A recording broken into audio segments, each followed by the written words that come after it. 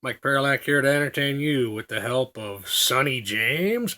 Young love, fast love, filled with true devotion. Young love, our love we share with deep emotion. That's the name of a comic book I'm going to be referencing in this video. That's why I picked it. Young Love, 1963. Um, Comic book reading is one of my many hobbies that helps me to maintain my sanity in this clown world I was born in, too. But reading all these old comics, I learned things that I don't have to really go out and risk.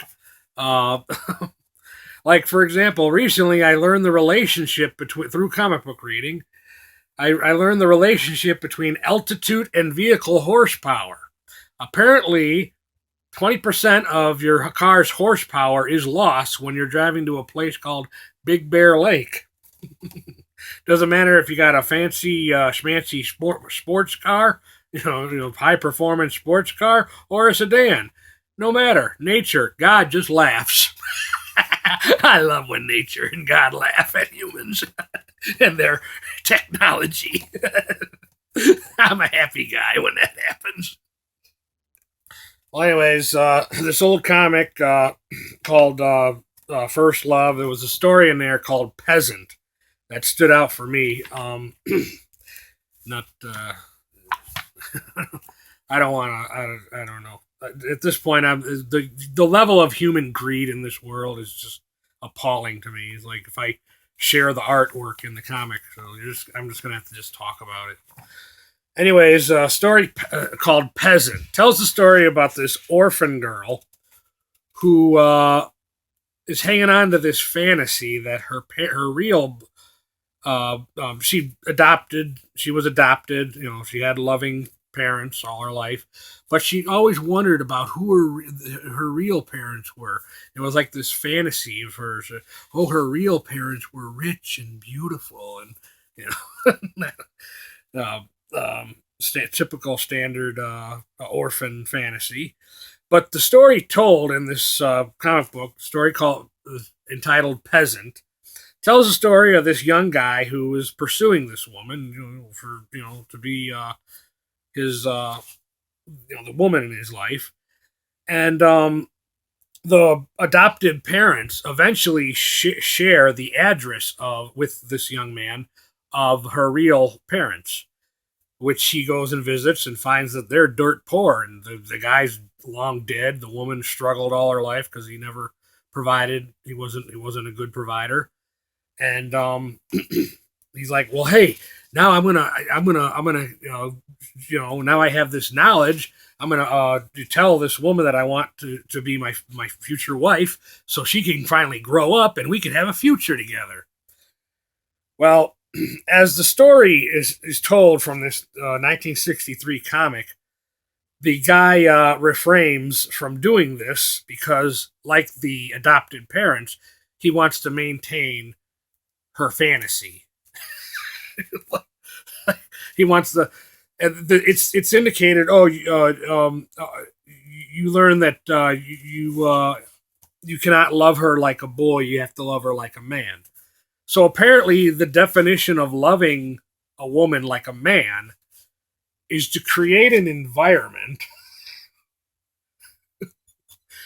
where she never has to grow up.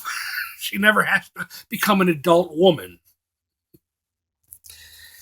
Now, to me, the end of this story would be okay in a world where the would-be wife is acceptant of being healthily obedient to her would-be husband. However, one could argue there's something a little off about this.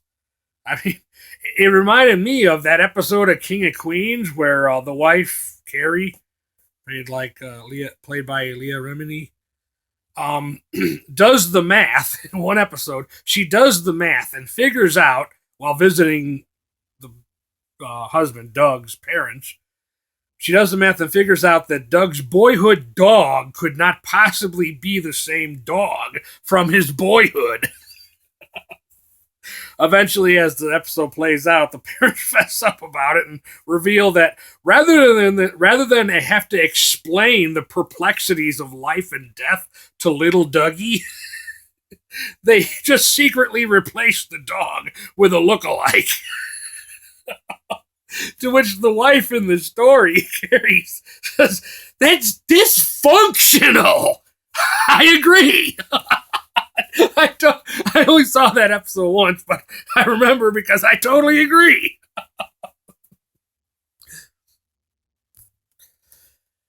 But that story, Peasant, to me is what the story's basically saying is a man is only a man after he acts in a manner that spares the feelings of an innocent girl and makes way so that she can go on holding on to her fantasy, no matter how much it prevents her from growing up and ever becoming a real woman, adult woman.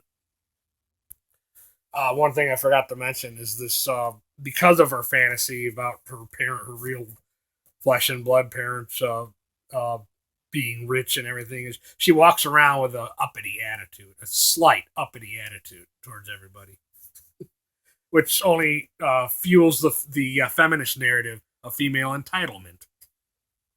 That's the problem in the world today. Men are held to the same standards that they were held to in the 17 and 1800s, and women, because of second and third wave feminism, they have no standards. They have no standards, and that's the problem. An example from my personal upbringing about this was the movie All Dogs Go to Heaven. I remember saying to my mom about that. That's one of my favorite movies from childhood, but I remember saying to my mom, this character, Marie, she's telling these dogs that they got to feed the poor and save the whole world, and it's ridiculous, I told my mom. And she says, no, it's not. A little girl can never ask for too much. I agree. A little girl, not a grown-ass woman. It's not just old romance comics. I also like old war comics. One I read recently from 1964, U.S. Fighting Men. The stories center around the Korean War, but all pretty good stories, but the one that stood out for me was about a soldier heading home on leave is given a hero's welcome by the small town folks. The soldier begins to question the true intent of the townsfolk, whether it's all about greed or recognition and all this stuff. And it's natural to be cynical, especially in the world now. But so he's left to wonder if the fuss is really about greed or any of the other 6 sins, or if the fuss over his service goes more to the heart of the matter. And that's why I thought it was the best story in this particular one. Because the story leads you thinking one way, yeah, these town folk are all just, greedy humans, and, but it actually does have a heart-filled ending. One of them feel-good stories.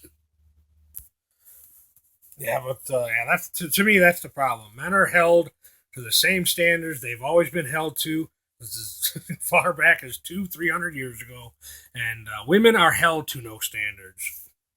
The modern female that is a self-proclaimed goddess, in fact, is nothing more than a succubus.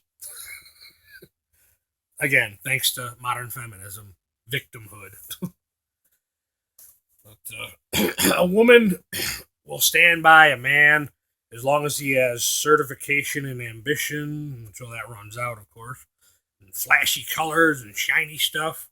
But the concept of stand by your man to 90% of modern females in relationship to real men and what truly matters in life.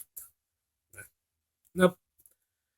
Another big fat thanks to modern feminism. Personally, it's cool in a way for me because, like I said, I no longer have to walk around with a sense of guilt, personal guilt of my own inability to love a female who cannot give me the most valuable thing that a female owns: her youth and her fertility. The most valuable thing a female owns. But because of modern feminism, they squander that. They squander that away.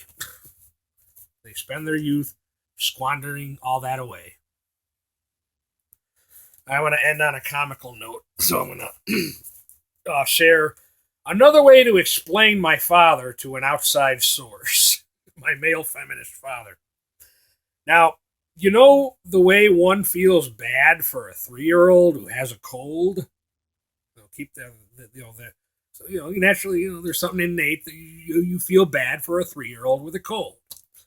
My father would have you feel bad for him because he cut himself shaving, which the boy does every time. Feel bad for me. I got myself shaving. I gotta go real slow. It takes him 4 hours. He has told me on more than one occasion. That's why I gotta get up so early. It takes me 4 hours to shave. Yeah, that victimhood mentality that comes with feminism. It's all about how you feel. No accountability. No construct. No construct. Facts don't matter. You wonder why this country's going to hell. All right. That'll be it for this one. Thank you for watching.